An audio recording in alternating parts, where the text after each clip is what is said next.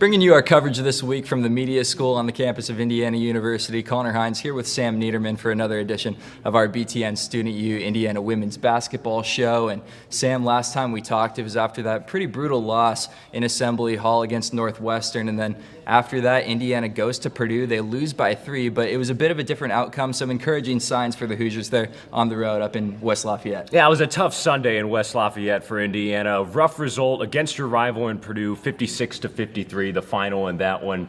And unfortunately, Indiana didn't have their best stuff offensively. They struggled to make shots early on. They struggled to take care of the basketball, which has been a consistent problem throughout this entire season.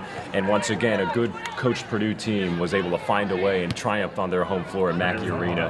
And it just wasn't enough for IU to get the job done. Yeah, one of the major elements taken away from that game is the fact that Ali Patberg, who has been Indiana's scoring leader for the majority of this season, Purdue just absolutely found a way to shut her down. 2 points on the day, only failing to reach double figures for the third time this season. And on top of that, she turned the ball over 4 times, so turnovers, yet another weak spot for Indiana. Yeah, you mentioned Patberg. She's really what makes this offense go as a facilitator and the point guard, but the team as a whole wasn't able to protect the basketball on the half court. 17 turnovers on the day, not going to get the job done, especially on the road. A tough break for Indiana, too, because they didn't shoot the ball particularly well as well.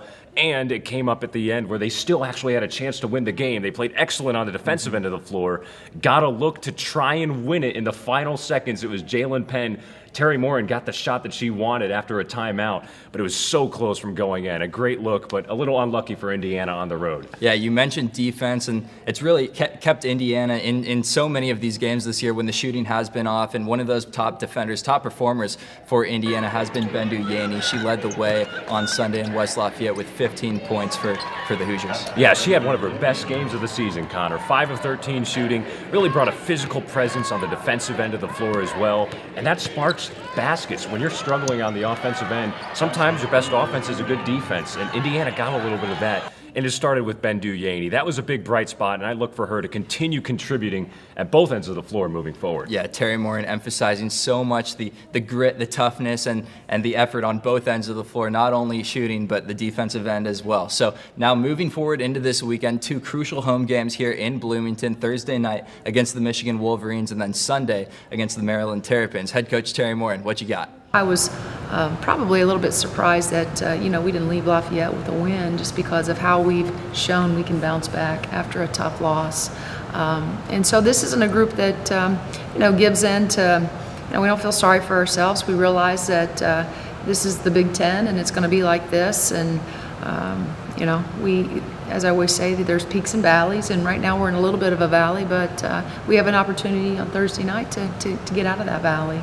And so I would suspect that we'll show up, ready to play. At least we better. So as the Hoosiers come home this weekend to Bloomington, of course, 2 really important games against the Michigan Wolverines and Maryland, and they're going to be tough ones, but a huge opportunity, as Terry Morin said.